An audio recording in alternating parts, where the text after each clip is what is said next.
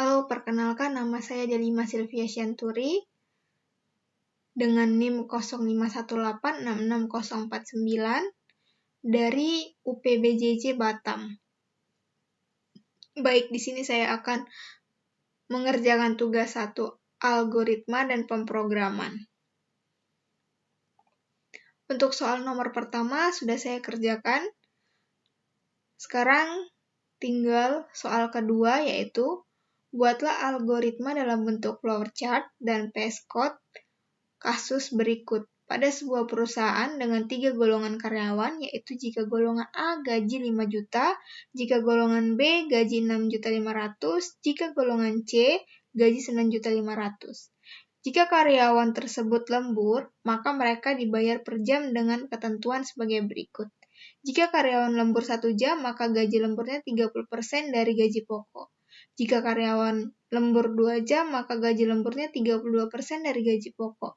Jika karyawan lembur 3 jam, maka gaji lemburnya 34% dari gaji pokok. Jika karyawan lembur 4 jam, maka gaji lemburnya 36% dari gaji pokok. Dan jika karyawan lembur lebih dari atau sama dengan 5 jam, maka gaji lemburnya 38% dari gaji pokok. Inputan pada flowchart dan VS Code adalah golongan dan jam lembur. Output jumlah penghasilan, gaji golongan ditambah dengan gaji lembur.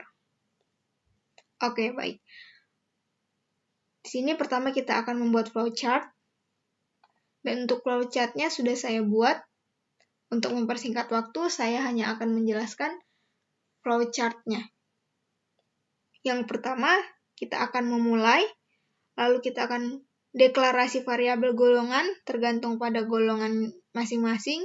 Ada input golongan, ada input jam lembur, dan ada gaji pokok, dan juga input lembur. Dan yang terakhir akan ada jumlah penghasilan. Yang pertama di input golongan ada golongan A. Jika golongan A gaji 5 juta, jika tidak, golongan B gaji 6.500.000, jika tidak, golongan C gaji pokok 9.500.000, dan jika tidak, maka akan ada kesalahan kembali ke input golongan.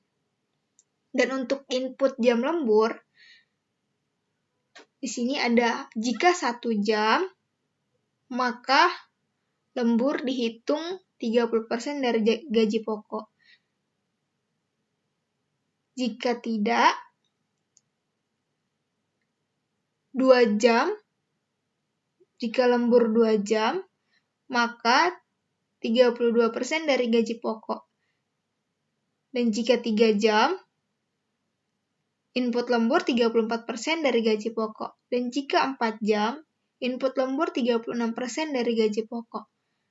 Dan jika lebih dari atau sama dengan 5 jam, maka input lembur 38% dari gaji pokok. Ketika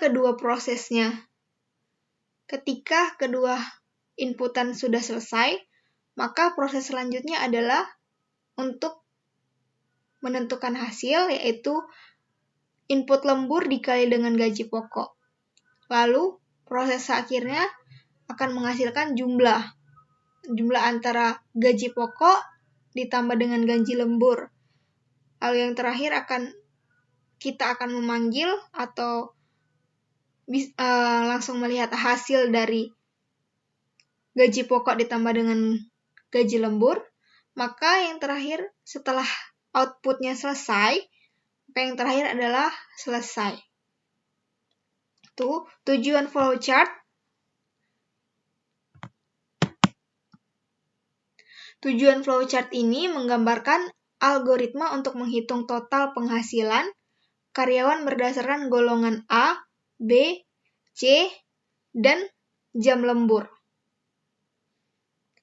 Lalu untuk input golongan dan input jam lembur. Lalu untuk outputnya, total penghasilan, gaji pokok ditambah dengan gaji lembur. Lalu logika utama dalam flowchart ini yaitu menentukan gaji pokok berdasarkan golongan, lalu menghitung gaji lembur.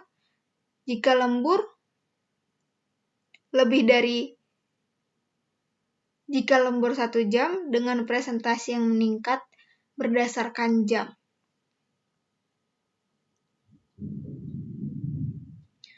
Lalu untuk setiap simbol pada flowchart memiliki arti masing-masing. Yang oval itu ada start atau mulai dan selesai atau end. Ini adalah masuk dan keluarnya flowchart. Lalu untuk yang berbentuk jajar genjang itu ada output dan input. Digunakan untuk interaksi dengan pengguna. Input membaca data, output menampilkan hasil. Lalu proses yang berbentuk persegi panjang. Menjalankan perhitungan atau pengaturan nilai seperti menetapkan gaji pokok atau menghitung total. Yang berbentuk diamond memeriksa kondisi true atau false, benar atau salah, iya atau tidak, atau alur bercabang berdasarkan jawaban ya atau tidak. Lalu row yang berbentuk garis panah itu menunjukkan arah alur dari suatu simbol ke simbol berikutnya. Alur sesuai dari atas ke bawah, kiri ke kanan, atau bawah ke atas. Baik, demikian untuk yang flowchart. Selanjutnya,